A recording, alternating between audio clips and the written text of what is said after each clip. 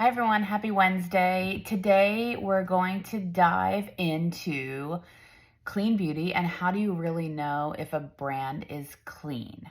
So, we're going to dig deeper because there are a lot of things. It's tricky. There's a lot of things that you need to consider, and you want to make sure you're trusting the brand that you're going with. And if they are just saying they're clean, you just don't know. So just to kind of backtrack, what we talk about on here all the time, that there is a significant lack of regulation in the beauty and personal care industry, meaning the FDA does not have to approve any product. There is minimal approval things that have to happen for any of us to create a product in this industry and get it on the shelves. It's like minimal stuff. Minimal testing, minimal this, minimal that. You have to check a few boxes and you're pretty much on the shelf. So because of that lack of stricter regulation and more pieces, a lot of people are coming to the table because they know as consumers we want things that are cleaner and safer for us, obviously. So they're using terminology, they're using certifications and things like that. So one, for example, cruelty-free. I mean, that is a 100% label that you can earn. It's called Leaping Bunny Certified. Beautycounter is Leaping Bunny Certified. But it's interesting because you can get that label just because you don't test on animals, which 100% is amazing. Like, we want that label on every product. Like, if you're not using products that are cruelty-free or Leaping Bunny Certified, you should look into it.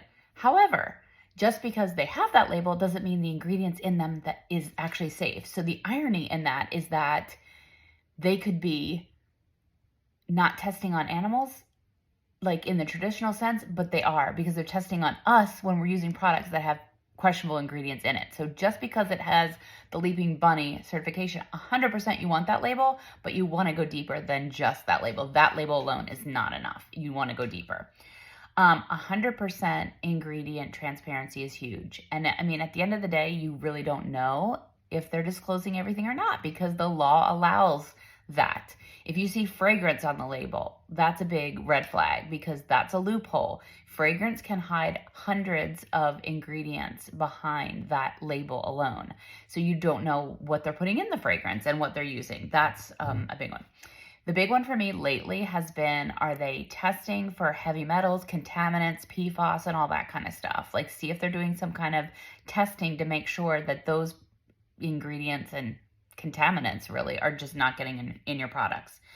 You want to look for what their stance is. What are they banning? What are they, not allowing in products? You want to make sure that they are not allowing ingredients that have been shown to be proven harmful to human health. Like, that's a big deal.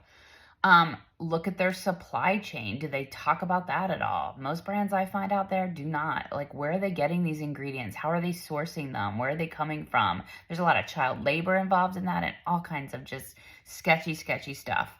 Are they using some sort of sustainable packaging? Like, what are they using for that? What is their climate action? What is their impact on the environment? I mean, and the list can go on and on and on. And I have a list that I can share with you. But just don't assume that the marketing term clean or safe or whatever is truthful, number one, sadly to say. And is it enough for you? Like, think about all the different things that go behind these labels. And if you have questions, reach out because there's just so much more to it than meets the eye. And I encourage you to take a look at products. A super simple way. It is not a perfect system, but there are apps out there, some better than others. I like the Environmental Working Group just for a down and dirty place to start. You can kind of see some of their ingredients that are in products and make some judgments in there. You don't have to necessarily go with the ones that are EWG verified, but I think it's helpful to avoid the ones that you do want to avoid. So again, reach out if you have questions. Like, this is the stuff that just gets me excited. I can nerd out about, and I'm happy to share it with you. And please share this with friends and loved ones that might need this checklist to help them decide if a product is going to be one they want to use on their skin. Have a great day. Thanks for watching.